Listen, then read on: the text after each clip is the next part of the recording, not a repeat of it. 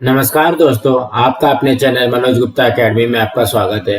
दोस्तों, आज हम कक्षा 8वीं के सामान्य विज्ञान में पाठ 14 ऊष्मा का मापन तथा प्रभाव इस पाठ का स्वाध्याय अर्थात प्रश्नोत्तर करने वाले हैं।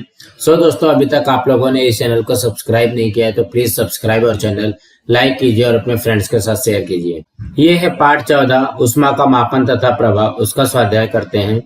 पहले के अ में क्या दिया गया है, बताओ मेरी जोड़ी किसके साथ, मतलब यहाँ पे जोड़ियां मिलाना है। समूह अ दिया गया, समूह ब दिया गया है, तो इसके उत्तर में क्या आ जाएगा, इसके जोड़ियां मिलाओ में क्या आएगा। पहला आएगा स्वस्थ मनुष्य के शरीर का तापमान कितना होता है, 98.6 डिग्री फ़ारेनहाइट। दूसरा क्या है, पानी का क्वथनांक कितना होता है, 212 डिग्री फ़ारेनहाइट। कमरे का तापमान कितना होता है, 296 केल्विन। और पानी का हिमांक कितना होता है, 0 डिग्री सेल्सियस। अब अगला प्रश्न करते हैं। ब में क्या दिया गया, कौन सत्य कहता है, मतलब यहाँ पे सत्य असत्य बताना है।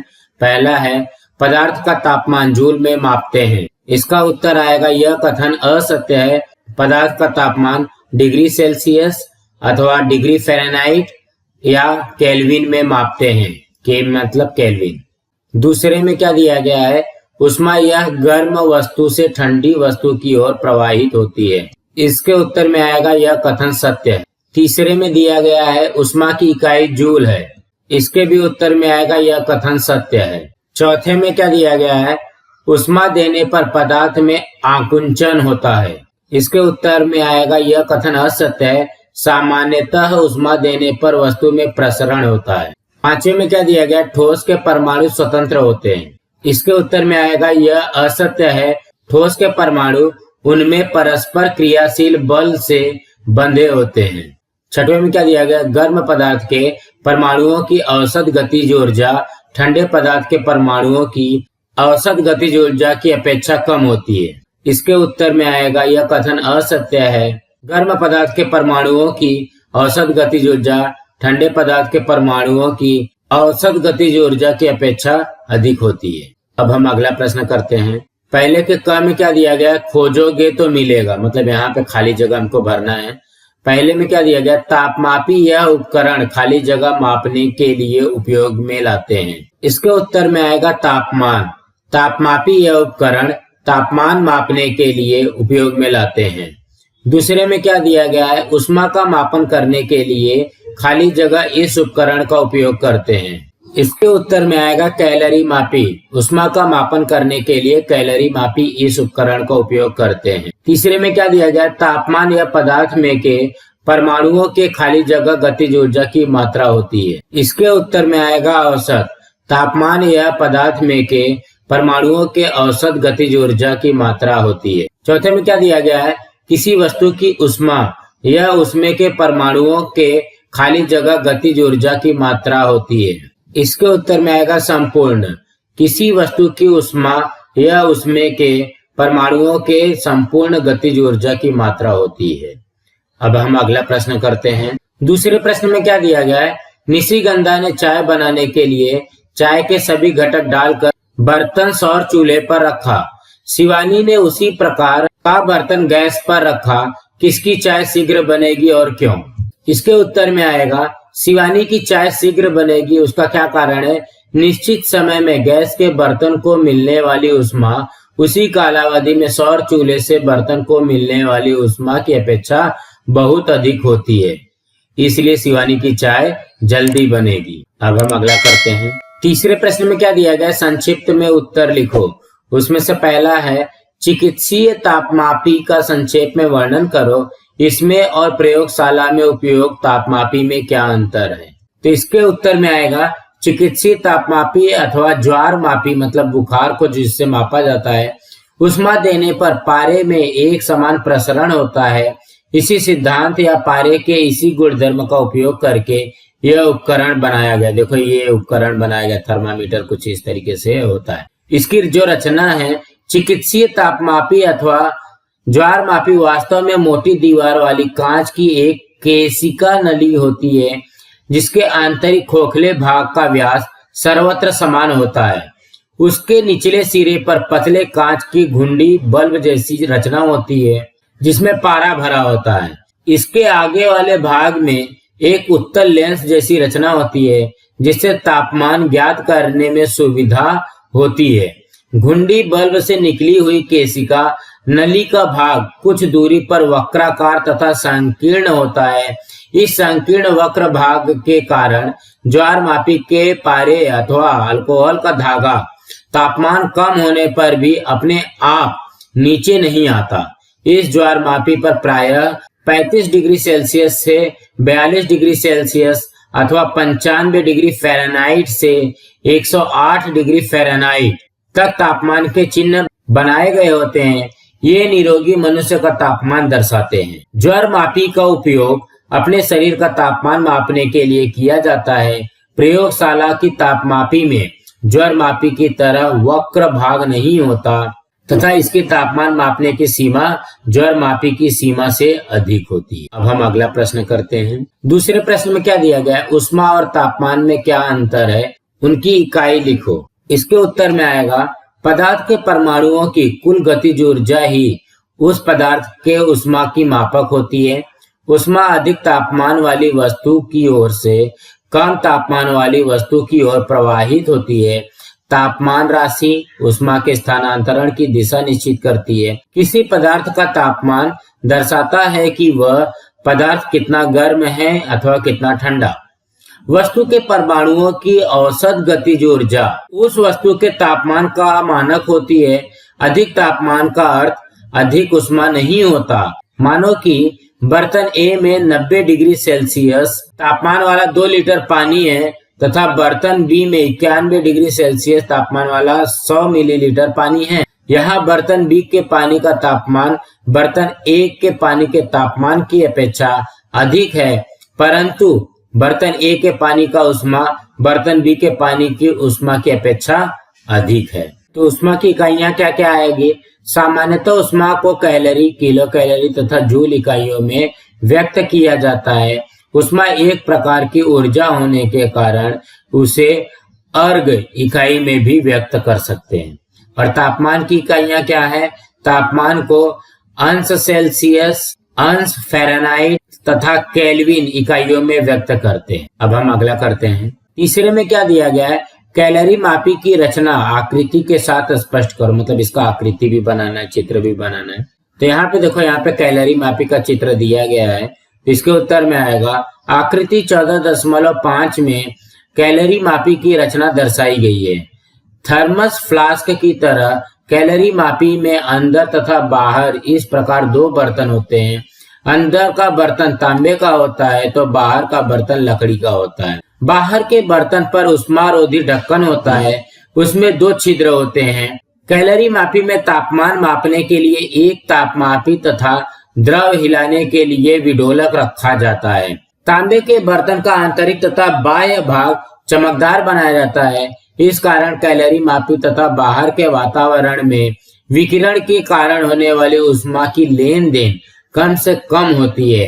कैलोरी मापी तथा वस्तु के आसपास से ऊष्मीय दृष्टि से दूर रखे जाते हैं, अर्थात कैलोरी मापी के वस्तु की ऊष्मा अंदर से बाहर नहीं जा सकती है, उसी प्रकार ऊष्मा बाहर से अंदर नहीं आ सकती। अब हम अगला करते हैं। चौथे में क्या दिया गया? रेल की पटरी में कुछ निश्चित दूरी पर दरार क्यों रखी जाती है, यह स्पष्ट करो। इसके उत्तर में आएगा वायुमंडल का तापमान बढ़ाने पर रेलवे के पटरियों की लंबाइयां बढ़ती हैं। इसके साथ ही दौड़ने वाली गाड़ियों के पहिए में घर्षण के कारण पटरियों का तापमान भी बढ़ता है। परिणाम स्वरूप पटरियों की लंबाई बढ़ती है। पटरियों में कुछ निश्चित दूरी पर दरार न रखने पर वे प्रसरण के कारण मुड़ जाएंगी, फलस्वरूप दुर्घटनाएं होंगी। इसलिए रेल की पटरी में कुछ निश्चित दूरी पर दरार रखी जाती है। पांचवें में क्या दिया गया है? द्रव तथा गैस का प्रसरणांक क्या है, यह सूत्र द्वारा स्पष्ट करो। तो सबसे पहले हम लोग द्रव का प्रसरणांक देखते हैं, उसके बाद में गैस का देखेंगे। तो इसके उत्तर में आएगा द्रव का प्रसरणांक। द्रव को बर्तन में रखते हैं। द्रव को ऊष्मा देते समय द्रव का बर्तन का प्रसरण होता है। सामान्यतः बर्तन का प्रसरण द्रव के प्रसरण की अपेक्षा बहुत कम होने के कारण उस पर विचार नहीं करते। माना कि किसी द्रव का तापमान डेल्टा टी अत्यंत कम, वेरी स्मॉल होने से बढ़ाने पर उसका आयतन V1 से V2 तक बढ़ जाता है। प्रयोगों से स्पष्ट होता है कि आयतन में होने वाली वृद्धि V2 माइनस V1 V1 तथा डेल्टा T के अनुपात में होती है। अर्थात देखो यहाँ पे जब समानुपात में होगी, अनुपात में होगी, थोड़ा सा मैथ्स में आ जाते हैं। यहाँ पे ये प्रत्यक्ष विचरण का साइन है, तो V2 माइनस V1 प्रत्यक्ष विचरण V1 डेल्टा T। तो अब यहाँ पे देखो प्रत्यक्ष विचरण की जगह पे हम लोग इक्वल टू के जगह पे कुछ भी लिख सकते हैं। तो हमने यहाँ पे क्या लिखा, बीटा लिख दिया। तो जहां पे बीटा क्या है, द्रव का प्रसरणांक है। अब यहाँ पे देखोगे बीटा से जो है V1 डेल्टा T में मल्टीप्लाई हो रहा है, तो इस साइड जाएगा तो क्या हो जाएगा, डिवाइड हो जाएगा, भाग हो जाएगा। तो V2 minus V1 upon V1 delta T, इसे 1 प्रति डिग्री सेल्सियस में व्यक्त करते हैं। तो बीटा का अर्थ इकाई आयतन वाले द्रव का तापमान 1 अंश सेल्सियस तापमान की इकाई से बढ़ाने पर उसके आयतन में होने वाली वृद्धि है। तो सूत्र में क्या बनेगा, V2 equal to V1 plus beta V1 delta T। तो इसको अगर हम लोग करेंगे तो देखो यहाँ पे V1 है, यहाँ पे भी V1 है, तो ये V1 कॉमन आ जाएगा। तो यहाँ पे बचेगा क्या, 1 प्लस बीटा डेल्टा T। ये इसका फॉर्मूला आएगा, V2 equal to V1 1 plus beta delta T। अब हम लोग गैस का प्रसरणांक देखते हैं। गैस का निश्चित आकार न होने के कारण उसे बर्तन में बंद करना पड़ता है। दाब स्थिर रखकर तापमान बढ़ाने पर गैस तथा बर्तन दोनों का प्रसरण होता है। अब वही चीज यहाँ पे भी है, जैसा इसके पहले हम लोग ने द्रव का प्रसरणांक का सूत्र निकाला था, वही इसमें भी है, सेम है, कोई फर्क नहीं है। मानो कि निश्चित द्रव्यमान की गैस को दाब स्थिर रखकर उष्मा देने पर उसका तापमान डेल्टा T अत्यंत कम वेरी स्मॉल से बढ़ता है तथा आयतन V1 से V2 तक बढ़ता है। प्रयोगों से स्पष्ट होता है कि आयतन में वृद्धि V2 माइनस V1 V1 तथा डेल्टा T के अनुपात में होती है, अर्थात V2 माइनस V1 और यहाँ पे अल्फा V1 डेल्टा T। जैसा हम लोग ने द्रव के प्रसरण में देखा, सेम वैसे ही है यहाँ पे भी। V2 minus V1 equal to beta V1 delta T, जहां पर बीटा गैस का स्थिर दाब का प्रसरणांक है। तो फॉर्मूला क्या बनेगा, B equal to means beta equal to V2 minus V1 upon V1 delta T। इसे 1 प्रति डिग्री सेल्सियस में व्यक्त करते हैं। तो बीटा का अर्थ स्थिर दाब पर इकाई आयतन वाले गैस का तापमान 1 अंश से तापमान की इकाई से बढ़ाने पर उसके आयतन में होने वाली वृद्धि उपर्युक्त सूत्र से व्यक्त कर सकते हैं। V2 equal to V1 plus beta V1 delta T equal to V1 1 plus beta delta T। मतलब फॉर्मूला जो है वो गैस का प्रसरणांक का और द्रव के प्रसरणांक का सेम है। अब हम अगला प्रश्न करते हैं। चौथे प्रश्न में क्या दिया गया है, निम्न उदाहरण हल करो। तो पहला है, फ़ारेनहाइट इकाई का तापमान कितना होने पर वह सेल्सियस इकाई के तापमान से दुगुना होगा। तो यहाँ पे देखो क्या दिया गया, फ़ारेनहाइट इकाई जो दिया गया सेल्सियस का डबल होता है। तो फ़ारेनहाइट इक्वल टू 2C हो जाएगा, सेल्सियस का डबल हो जाएगा। तो अगर यहाँ पे देखोगे ये 2 से गुणा हो रहा है तो इस साइड जाएगा तो क्या हो जाएगा, भाग हो जाएगा। तो C क्या आ जाएगा, सेल्सियस क्या आ जाएगा, फ़ारेनहाइट बटे 2, और हमको फ़ारेनहाइट निकालना है। तो हमारे पास ये फॉर्मूला है, F minus 32 upon 9 equal to C upon 5। ये हमारे पास फॉर्मूला है फ़ारेनहाइट से सेल्सियस निकालने के लिए या तो सेल्सियस से फ़ारेनहाइट निकालने के लिए। तो अब यहाँ पे सबकी वैल्यू पुट कर दो। F minus 32 upon 9 equal to C का हमने क्या देखा, F बाई 2, तो यहाँ पे F बटे 2 हो जाएगा, बटे 5 में हो जाएगा। अब यहाँ पे देखो ये क्या हो रहा है, 9 से क्या हो रहा है, यहाँ पे भाग हो रहा है। तो जब यहाँ पे 9 से भाग हो रहा है तो यहाँ पे जाएगा तो क्या हो जाएगा, गुणा हो जाएगा। तो वही चीज आ गया, F minus 32 equal to F बटे 2 बटे 5 गुणे 9 हो गया। अब यहाँ पे देखोगे ये बटे 5 से क्या हो रहा है, भाग हो रहा है। तो इस साइड जाएगा तो क्या हो जाएगा, गुणा हो जाएगा। तो 5 F माइनस 32 और यहाँ पे F बटे 2 गुणे 9। तो अब यहाँ पे देखो 5 में F का गुणा हुआ तो 5F माइनस 32 में 5 का गुणा हुआ तो 160। यहाँ पे सेम लिखा है F बटे 2 गुणे 9। अब यहाँ पे देखो ये इससे क्या हो रहा है, बटे 2 हो रहा है, मतलब भाग जा रहा है 2 से। तो 2 से यहाँ पे लेके आओ तो इसको गुणा करते हो तो 2 5F माइनस 160 बराबर बचेगा क्या, F गुणे 9 बचेगा। तो F में 9 का गुणा किया तो 9F आएगा, और 2 में 5 का गुणा किया तो 10F, और 2 में 160 का गुणा किया तो 320। अब क्या करो, ये जो 320 है माइनस 320 है, बराबर के इस साइड लेके जाओगे तो क्या हो जाएगा, प्लस 320 हो जाएगा। और जो 9F है ये प्लस 9F है, बराबर के इस साइड लेके आओगे तो माइनस हो जाएगा। तो यहाँ पे भी देखोगे 10F में से 9F माइनस हुआ इक्वल टू 320। यहाँ पे 10F में से 9F माइनस करोगे तो कितना F बचेगा, 1F बचेगा, वही F बराबर 320। तो फ़ारेनहाइट इकाई का तापमान कितना आ गया, 320 डिग्री फ़ारेनहाइट। अब हम अगला करते हैं। दूसरे प्रश्न में क्या दिया गया है, एक पुल 20 मीटर लंबाई वाले लोहे की छड़ों से तैयार किया गया है। तापमान 18 डिग्री सेल्सियस होने पर दो छड़ों के बीच 0.4 सेंटीमीटर का अंतर होता है, तो कितने तापमान तक वह पुल सुरक्षित रहेगा। तो आप लोगों के बुक में ये 4 सेंटीमीटर दिया गया है, इसको आप लोग 0.4 सेंटीमीटर कर लीजिए। तो इसके हल में आएगा प्रश्नानुसार लेंथ कितना दिया गया पहले छड़ का 20 मीटर और L2 माइनस L1 कितना दिया गया है 0.4 सेंटीमीटर। तो 0.4 सेंटीमीटर को हम लोग मीटर में कन्वर्ट कर लेते हैं, तो ये हो जाएगा 4 गुणे 10 घाते माइनस 3 मीटर। और टेम्परेचर कितना दिया गया 18 डिग्री सेल्सियस। और ये जो लैम्डा है, लैम्डा हम लोग किसके लिए लिखेंगे, लोहे के लिए। तो लैम्डा की वैल्यू कितनी है 11.5 गुणे 10 घाते माइनस 6 प्रति डिग्री सेल्सियस। और टेम्परेचर 2 निकालना है। यहाँ पे देखो कितना टेम्परेचर निकालना है ना, एक टेम्परेचर तो दिया गया, दूसरा टेम्परेचर निकालना है। तो उसके लिए हमारे पास फॉर्मूला क्या है, L2 minus L1 equal to lambda L1 delta T.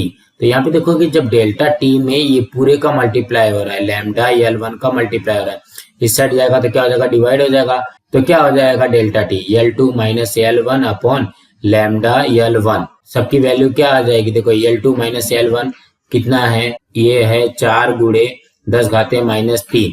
Lambda की वैल्यू कितनी है 11.5 गुणे 10 घाते minus 6 degree Celsius into L1 कितना है 20 मीटर। तो ये 20 मीटर आ गया। अब इसको सॉल्व करोगे तो कितना आ जाएगा 400/23 डिग्री सेल्सियस। तो ये 400/23 क्या हो जाएगा, इसको भाग दोगे तो आ जाएगा 17.39 डिग्री सेल्सियस।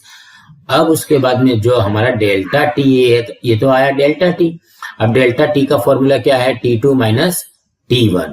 तो अभी इसको फॉर्मूला रख दो। तो हमको क्या निकालना है, देखो यहाँ पे T2 निकालना है। तो T2 यहाँ पे है, तो ये माइनस T1 है, तो इस साइड जाएगा तो क्या हो जाएगा, प्लस T1 हो जाएगा। T1 प्लस डेल्टा टी हो जाएगा। तो ये हो जाएगा T1 कितना दिया गया हमारे पास, देखो 18 डिग्री सेल्सियस है। डेल्टा टी हमारे पास कितना आ गया 17.39 डिग्री सेल्सियस आ गया। दोनों को प्लस करोगे तो कितना आ जाएगा 35.39 डिग्री सेल्सियस। इसके उत्तर में आएगा पुल 45.39 डिग्री सेल्सियस तापमान तक सुरक्षित रहेगा। अब हम अगला करते हैं। तीसरे में क्या दिया गया, आईफेल टावर की ऊंचाई 15 डिग्री सेल्सियस पर 324 मीटर है तथा वह टावर लोहे की होने पर 30 डिग्री सेल्सियस तापमान के लिए उसकी ऊंचाई कितने सेंटीमीटर बढ़ेगी। तो यहाँ पे देखो दो टेम्परेचर दिया गया है और एक लंबाई दी गई है, दूसरी लंबाई हमसे पूछी गई है। तो भी हम वही फॉर्मूला लगाएंगे जो दूसरे में लगाए। तो यहाँ पे देखो प्रश्न में क्या दिया गया है, डेल्टा टी दिया गया है। तो 30 डिग्री सेल्सियस में से 15 डिग्री सेल्सियस माइनस करोगे तो 15 डिग्री सेल्सियस बचेगा। उसके बाद L1 जो दिया गया, लेंथ दिया गया पहला वाला, वो कितना दिया गया 324 मीटर। उसके बाद में लैम्डा जो है लोहे के लिए कितना होता है 11.5 गुणे 10 घाते माइनस 6 प्रति डिग्री सेल्सियस। तो हमारे पास फॉर्मूला क्या था, L2 minus L1 lambda L1 delta T. अब यहाँ पे देखो डेल्टा टी जो है, डेल्टा टी क्या होता है T2 माइनस T1 होता है। तो यहाँ पे क्लियरली लिख दिया गया delta T equal to T2 minus T1 और बाकी सब सेम लिखा। तो हमको यही तो निकालना है, L2 माइनस L1 लेंथ निकालनी है। तो यहाँ पे लैम्डा की वैल्यू कितनी है 11.5 गुणे 10 घाते माइनस 6। L1 की वैल्यू कितनी दी गई है 324 और T2 माइनस T1 हमने यहाँ पे निकाला है तो 15 डिग्री सेल्सियस। 11.5 को 324 से गुणा करो और जितना आएगा उसमें 15 से गुणा कर दोगे तो कितना हो जाएगा 55,890 गुणे 10 घाते माइनस 6। अब यहाँ पे देखो 10 घाते माइनस 6 है तो ये मीटर में है, अगर हमको इसको सेंटीमीटर में कन्वर्ट करना पड़ेगा तो 10 घाते 2 से गुणा करना पड़ेगा। तो जब ये 10 घाते 2 से गुणा करोगे तो माइनस 6 है 2 है, माइनस 6 प्लस 2 कितना होता है माइनस 4। तो 55,890 गुणे 10 घाते माइनस 4 सेंटीमीटर आएगा। तो इसको भी हटाने के लिए हम लोग क्या करेंगे, 4 अंक इसको आगे लिख देंगे तो 1 2 3 4 मतलब 5.598 सेंटीमीटर होगा। तो ये देखो सेंटीमीटर में है तो ये क्या है 5.589 को हम लोग लिख सकते हैं 5.6 सेंटीमीटर लगभग, इसलिए आईफेल टावर की ऊंचाई लगभग 5.6 सेंटीमीटर बढ़ेगी। अब हम अगला करते हैं। चौथे में क्या दिया गया, अ और ब पदार्थ की विशिष्ट ऊष्मा क्रमशः C और 2C है और अ को Q तथा ब को 4Q इतनी ऊष्मा देने पर उनके तापमान में समान परिवर्तन होता है। यदि अ का द्रव्यमान यम हो तो ब का द्रव्यमान ज्ञात करो। तो इसमें हमको ज्यादा कुछ करना नहीं है, जो जो चीज दिया गया वही लिख लो। जैसे यहाँ पे प्रश्नानुसार में देखो, अ का सेल्सियस कितना है C और ब का सेल्सियस है 2C। अ का कूलाम है Q, ब का कूलाम है 4Q और डेल्टा T जो है दोनों में समान दिया गया है। अ का मास जो है यम है और ब का मास हमको निकालना है, वजन निकालना है, द्रव्यमान निकालना है। तो इसके लिए फॉर्मूला क्या होता है, Q equal to MC delta T। तो अगर हमको डेल्टा T निकालना है तो ये देखो MC जो है यहाँ पे मल्टीप्लाई हो रहा है, तो यहाँ पे जाएगा तो क्या हो जाएगा, डिवाइड हो जाएगा। तो क्या बनेगा, सो दैट, इसलिए delta T equal to Q बटे MC। यहाँ पे लिखा है दोनों पदार्थ अ तथा ब के लिए डेल्टा T समान है। जब डेल्टा T दोनों के लिए समान है तो यही फॉर्मूला लगेगा, अ का Q बटे अ का यम गुणे अ का C इक्वल टू ब का Q बटे ब का यम गुणे ब का C। तो अब यहाँ पे देखो अ का Q कितना दिया गया है, देखो अ का Q दिया गया, Q लिखा। अ का यम कितना दिया गया, यम दिया गया। अ का C कितना दिया गया, C दिया गया। तो यहाँ पे क्लियर हो गया। और ब का Q कितना दिया गया, 4Q दिया गया है। ब का यम निकालना है और ब का C कितना दिया गया है, देखो यहाँ पे ब का C 2C दिया गया है, यहाँ पे 2C आ गया। अब यहाँ पे देखोगे Q बटे C यहाँ पे भी है, Q बटे C यहाँ पे भी है, तो ये Q बटे C कट जाएगा। और क्या कर सकता है, यहाँ पे देखो ये 2 है, ये 4 है, तो ये 2 दूनी 4, यहाँ पे 2 कट जाएगा। तो अभी यहाँ पे देखोगे 2 बटे ब का यम में 1 का गुणा किया तो यही आ गया, और 2 में यम का गुणा किया तो 2 यम आ गया, तो यही तो आ गया, ब का यम बराबर 2 यम। तो पदार्थ ब का द्रव्यमान 2 यम है। अब हम अगला करते हैं। पांचवें में क्या दिया गया है, एक 3 किलोग्राम द्रव्यमान वाली वस्तु 600 कैलोरी ऊर्जा प्राप्त करती है, तब उसका तापमान 10 डिग्री सेल्सियस से 70 डिग्री सेल्सियस तक बढ़ता है, तो वस्तु के पदार्थ की विशिष्ट ऊष्मा ज्ञात। यहाँ पे देखो प्रश्नानुसार में क्या आएगा, यम बराबर 3 किलो तो दिया गया, 3 किलो को ग्राम में कन्वर्ट कर दो तो 3000 ग्राम हो जाएगा। कूलाम दिया गया 600 कैलोरी, डेल्टा T दिया गया 70 माइनस 10 बराबर 60 डिग्री सेल्सियस, और हमको C निकालना है। तो यहाँ पे हम लोग कौन सा फॉर्मूला लगाएंगे, Q बराबर MC डेल्टा T। तो हमको क्या निकालना है, C की वैल्यू निकालनी है। तो C की वैल्यू निकालेंगे तो यम और डेल्टा T में क्या होता है, गुणा होता है, तो C उधरी रहने दो, यम डेल्टा T Q से डिवाइड कर दो, यहाँ पे हो जाएगा Q अपॉन यम डेल्टा T। Q की वैल्यू कितनी दी गई 600 और यम की वैल्यू कितनी दी गई 3000 ग्राम गुणे 60 डिग्री सेल्सियस, तो 60 से ये कैंसिल हो गया 10, तो 10 बटे 3000 कैलोरी पर ग्राम। इसलिए वस्तु के पदार्थ की विशिष्ट ऊष्मा बराबर 10 में 3000 का भाग दोगे तो आ जाएगा 3.333 गुणे 10 घाते -3 कैलोरी पर ग्राम डिग्री सेल्सियस। सो दोस्तों आज हमारा यहाँ पे पाठ 14 ऊष्मा का मापन तथा प्रभाव, इस पाठ का स्वाध्याय कंप्लीट हुआ।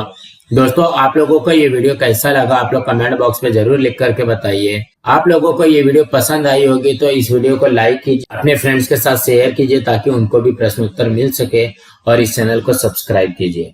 नमस्कार दोस्तों।